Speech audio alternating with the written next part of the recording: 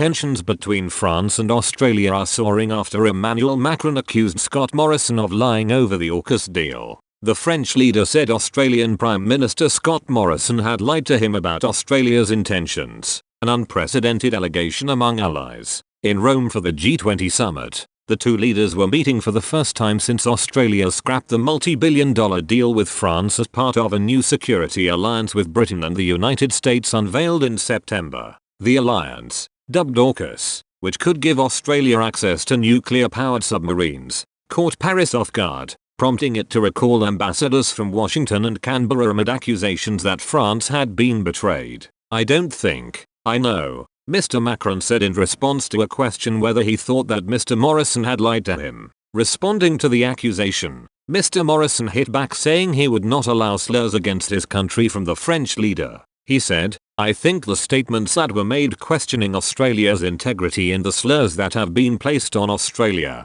not me. I've got broad shoulders. I can deal with that. But those slurs, I'm not going to cop sledging at Australia." The French leader did in fact say he has a lot of respect for Australia on Sunday. He said, "I have a lot of respect and a lot of friendship for your people. I just say when we have respect, you have to be true and you have to behave in line, and consistently, with this value." Mr. Morrison told a media conference later the same day that he had not lied, and had previously explained to Mr. Macron that conventional submarines would no longer meet Australia's needs. Australian media on Tuesday published messages between the two leaders. According to a source familiar with the messages, when Mr. Morrison tried to set up a call with Mr. Macron about the submarine contract on the 14th of September, 2 days before the deal with the US and Britain was announced, Mr. Macron responded with a message saying, "Should I expect good or bad news for our joint submarines ambitions?" The message with Mr. Morrison's response was not leaked.